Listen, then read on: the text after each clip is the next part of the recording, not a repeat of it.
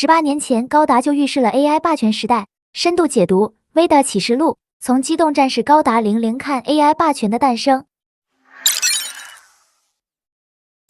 VEDA 也称之为吠陀，是天人组织所开发的一款超级人工智能系统，其来源由天人组织的创始人伊奥利亚·休罕贝克开发而来。该人工智能系统采用了量子计算机技术，所具备的计算能力十分强大，可以做到实时处理全球产生的数据量，并且 VEDA 还使用了先进算法，能够自主持续推动自身改进，不断演化，从而确保自身算力在全球当中处于绝对领先地位。为此，天人组织将 VEDA 作为大脑，然后让所有事情的运作都在 VEDA 的指挥下进行，同时也给 VEDA 设置了必须遵循的底层逻辑，避免 VEDA 在演算的过程中背离天人组织走向反面。而创始人伊奥利亚给 VEDA 所设置的底层逻辑分别是：一、忠实实现伊奥利亚计划。这个计划简单概括就是发动武力介入，根除战争，以此促成人类统一，并基于此引导人类完成变革，去迎接即将到来的对话时刻。二、防止人类基因库缩小。这一条决定了 VEDA 的基本立场，也就是在推进伊奥利亚计划的过程中， VEDA 虽然能允许一定程度的牺牲，但是要避免大规模战争爆发和大屠杀的发生。这一点在塔利比亚脱离联合的事件当中就得到了体现。当时塔利比亚意图以武装对抗的方式脱离联合，而这一行径必然会引发战争，所以天人组织立即对塔利比亚进行了武装介入，没有将武装介入的目标放在联合身上。可以说，这一次武力介入明确表达了天人组织在根除战争上没有针对第三方的立场。包括之后 ALOS 组织使用的死照炮，虽然使用的目的是为了加速地球联邦统一进程，但是如果继续使用导致进一步扩大伤亡，将会促使 VEDA 提前决策做出改变。从以上2点可以看出，伊奥利亚给 VEDA 设置的底层逻辑基本参照了科幻作家阿西莫夫提出的机器人3原则，只不过在 VEDA 上则多了个比较清晰的蓝图和目标，这也让伊奥利亚计划成为了天人组织的行动纲领。于是当 VEDA 完成开发，开始正式运行的时候，天人组织内的各个终端都与 VEDA 进行了连接，让 VEDA 对天人组织进行全方位的控制。像天人组织所装备的机动战士高达，机体搭载的操作系统需要连接 VEDA 才能启动。就这样，在有 VEDA 提供的信息辅助下，天人组织就能在战斗当中形成单向透明的巨大优势，从而确保发起的武装介入顺利展开。反之，一旦高达与 VEDA 断开了连接，将会使机体失去动力，从而陷入瘫痪的状态。不过，天人组织为了应对与 VEDA 断开连接的情况，倒是有准备了备用操作系统，能让高达重新启动继续战斗。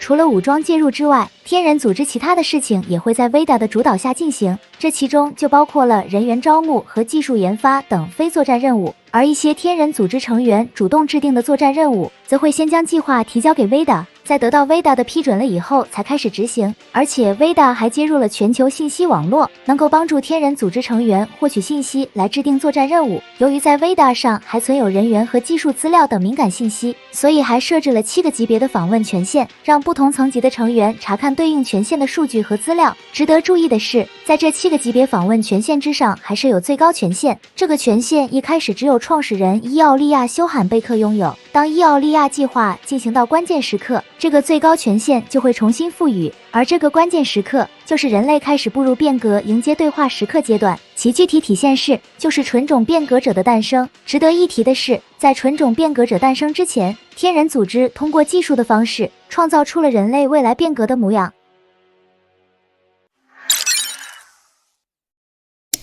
Innovates 准变革者是天人组织使用纳米和基因技术所创造的生物终端，其来源是通过从不同人类捐赠者中提取的基因序列制造而来，所发挥的主要作用是收集各种信息提供给 VEDA， 并按照 VEDA 指令来落实伊奥利亚计划。虽然从外观上看准变革者与人类没有什么差别，但自身各方面的能力和身体素质要远高于自然人类，这得益于准变革者身体内部含有大量的纳米机器人，而且还能够有效降低自身身体老化的速度，因此准变革者的寿命比自然人类要长。而另一个准变革者与自然人类的巨大区别，就是准变革者具有脑能量波的能力。这个脑能量波可让准变革者直接与 VEDA 进行连接，然后通过 GN 粒子直接与 VEDA 进行数据交互。在这个交互过程中，变革者的瞳孔就会闪耀，变得非常绚丽。当准变革者与 VEDA 断开连接了以后，瞳孔就会恢复到原来的状态，甚至准变革者还能将意识保存到 VEDA 上。这样即便准变革者的肉体被消灭，还能将意识通过 Veda 转移到新的肉体上，以此让准变革者在被消灭后还能继续延续下去。虽然准变革者在伦理上存在较大争议，但准变革者凭借超越常人的能力，在技术研发和情报收集等方面给予了天人组织巨大帮助。为了进一步获取更多较为机密的情报信息，Veda 派遣了不少准变革者融入到了人类社会，以间谍的方式渗透到了各个国家。但是这一方式能够获取的机密信息较为有限，所以除了准变革者之外，天人组织还有来自于其他阶层的人员提供协助。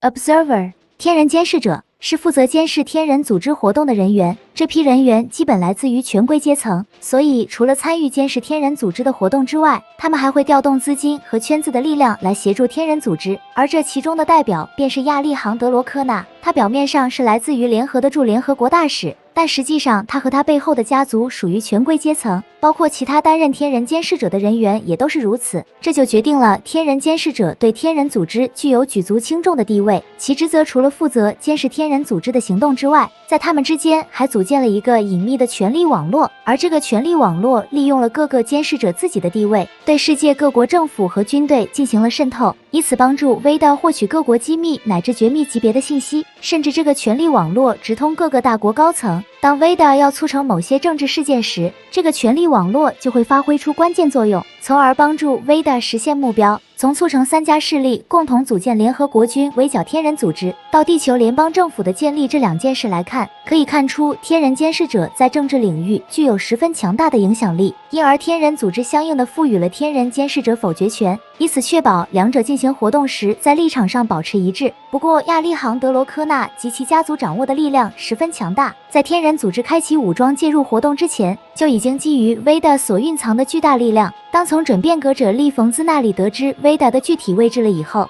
亚利杭德罗科纳便与利冯兹一起前往了在月球上的天使宫，并指使了利冯兹侵入 Veda，企图利用 Veda 的力量来统治世界。在用枪杀害了进入冷冻舱长眠的伊奥利亚·休罕贝克之后，天人监视者和准变革者也就从此彻底背离了伊奥利亚计划。但这个情况伊奥利亚早有预见并做了准备，激活了太阳炉黑盒子中的 Trans-M 功能，以此进一步提升高达的战斗力去对抗反叛势力。虽然天人组织失去Veda后陷入了巨大困难，但并没有就此放弃，重新组织力量继续战斗去夺回Veda，终于拼尽全力打败了亚利杭德罗科纳。然而比较可惜的是，亚利杭德罗科纳早已被准变革者利冯兹算计，因而天人组织没有在这场战斗中重新夺回Veda。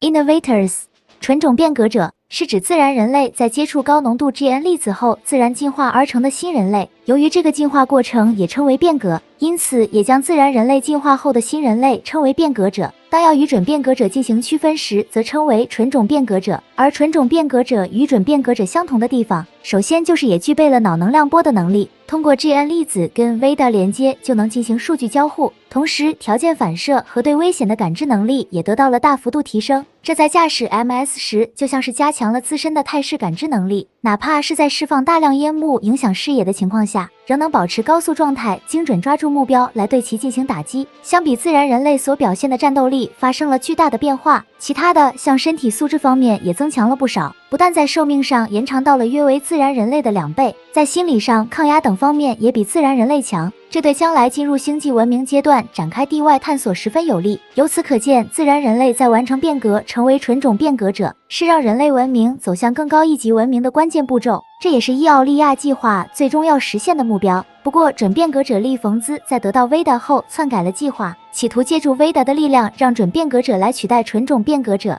来代替伊奥利亚计划中自然人类变革后的统治地位。他这一举动自然遭到了天人组织的反对，因而天人组织继打败亚利杭德罗科纳之后，按照自身意志重整旗鼓，与利冯兹率领的准变革者集团展开了激烈的战斗。在这里需要注意的是，尽管利冯兹在夺得 Veda 后背离了伊奥利亚计划，但他的作为其实一直都在 Veda 的演算当中。结果就在刹那成功实现变革成为纯种变革者的时候， Veda 便立即遵照伊奥利亚计划做出了判定，直接就断开了与利冯兹的连接，并将最高权限转到了天人组织的提耶利亚上，也由此宣告了利冯兹已经走向失败不可改变。最终结果正如 Veda 所演算的那样，已经成为纯种变革者的刹那，取得了与利冯兹最终决斗的胜利。